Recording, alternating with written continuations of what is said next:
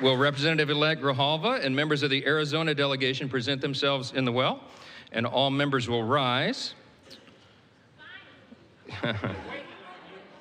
And the representative-elect will raise her right hand.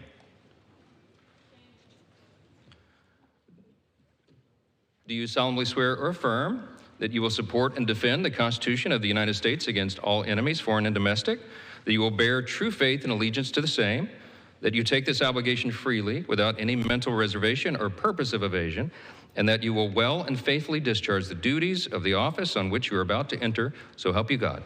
I do. Congratulations, you're now a member of the 119th Congress.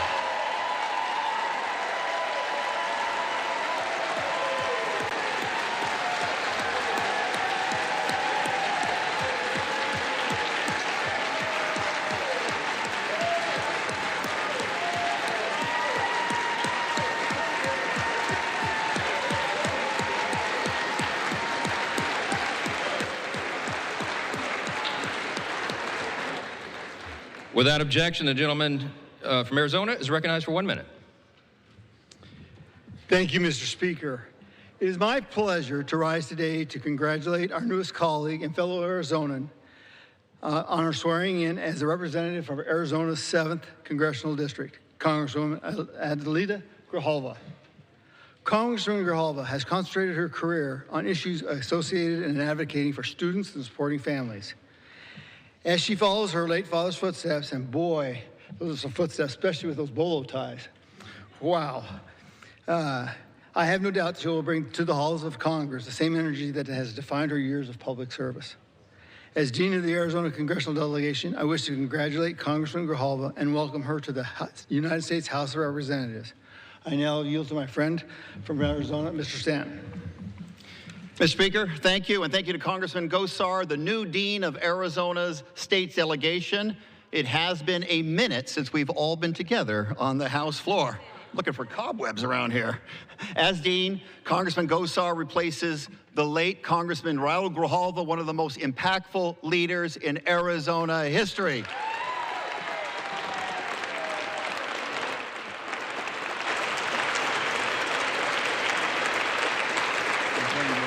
And now, with great pride, I rise today to do something we have waited 50 long days to do, exactly 49 days too long, and that is to introduce our colleague from Arizona, Congresswoman Adelita Grijalva. Since September 23rd, the people of Arizona have been waiting for this day, and the excuses for the delay have changed seemingly daily. First, they said they need an election certificate, though one isn't required. Then they wanted to make sure there was enough pomp and circumstance. Then we were informed about a non-existent Pelosi precedent. At one point, the speaker went on television and said, quote, "Bless her heart, she is representative-elect, she doesn't know how it works around here." Bless his heart, because here's how it should work. Let's call it the Adelita Grijalva precedent. When the American people vote, this chamber respects their will and seats them immediately. Politics should never come into play.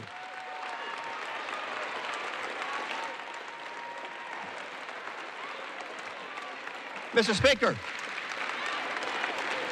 Congresswoman Grijalva is a native Tucsonan, the granddaughter of a bracero who came here from Mexico, the youngest woman ever elected to the Tucson Unified School Board, serving 20 years, then a Pima County supervisor fighting for working families, affordable housing, early child education. She brings that same fight to Congress. The people of Arizona's 7th District placed their trust in her, and today that trust is rewarded. And her first act of Congress will be a powerful one. She will be the 218th and final signature on the discharge petition to force the Trump administration to release the Epstein files, delivering long overdue justice and accountability for hundreds of victims abused by rich and powerful men. She is a smart, principled fighter through and through. Mr. Speaker, it is my honor to welcome and introduce to this chamber Congresswoman Adelita Grijalva.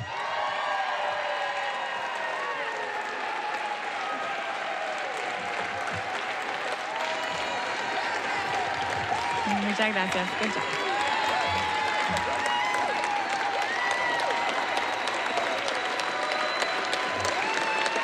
Thank you. Muchas gracias.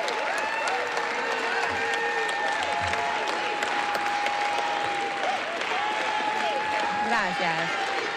Thank you. Thank you. Thank you. Muchas gracias. Thank you so much.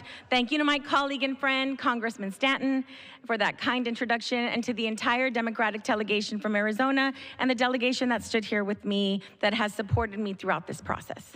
I rise today the proud granddaughter of a bracero, a hardworking Mexican immigrant who came to this country for a better life, and I stand as the proud daughter of a U.S. congressman, a man who spent his entire life fighting for justice, equity, and dignity for the most vulnerable. Yeah.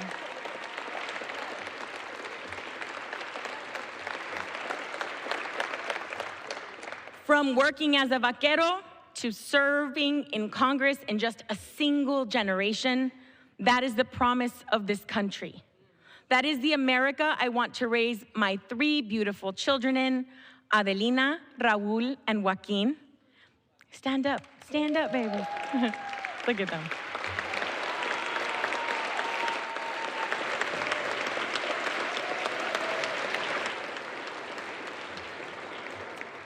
They, along with my amazing husband, Sol, and my wonderful mama, Ramona, are here with me today.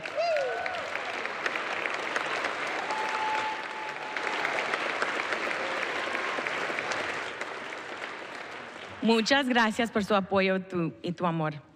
And thank you to la gente of Southern Arizona for making history, electing me the first Latina, the first Chicana from Arizona to ever go to Congress.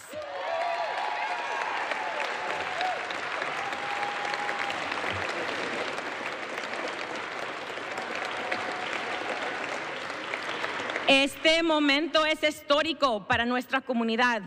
Es un honor ser la primera latina en representar a Arizona en el Congreso, y les aseguro que aunque soy la primera, no será la última.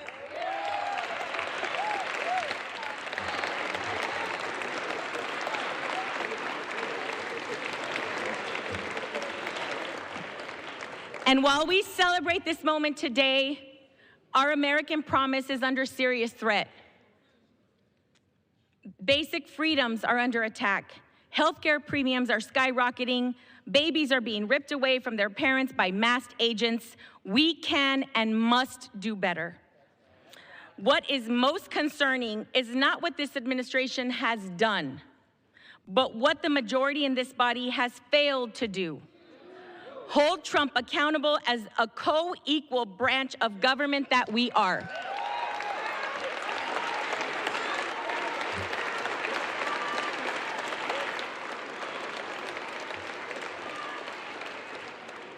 It has been 50 days since the people of Arizona's 7th Congressional District elected me to represent them.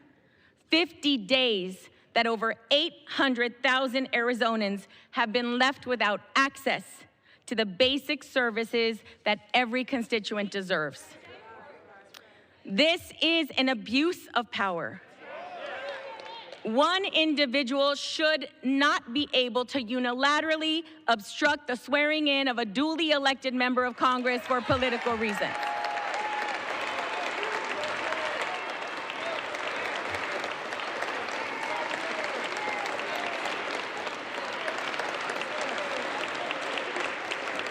Our democracy only works when everyone has a voice.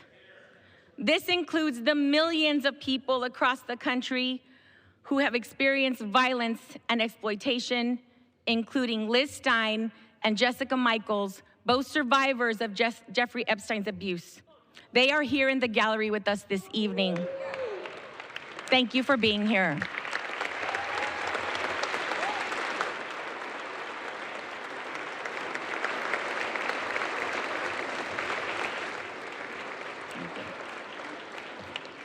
Just this morning, House Democrats released more emails showing that Trump knew more about Epstein's abuses than he he previously acknowledged. It's past time for Congress to restore its role as a check and balance on this administration and fight for we, the American people. We need to fight for our immigrant communities and veterans. We need to stand up for our public schools, children, and educators. We need to respect tribal sovereignty in our environment. We need to stand up for LGBTQ+ rights, because that's what the American people expect us to do. Fight for them. That is why I will sign the discharge petition right now to release the Epstein files.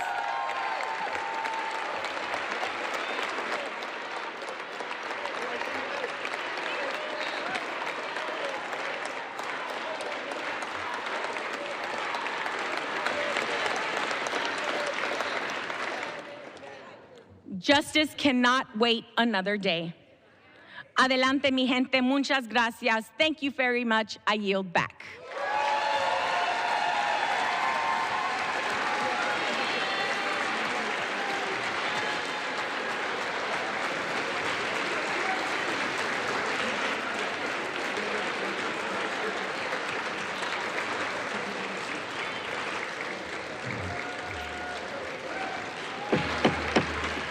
Under Clause 5 of Rule 20, the chair announces to the House that in light of the administration of the oath of the gentleman from Arizona, the whole number of the House is now 433.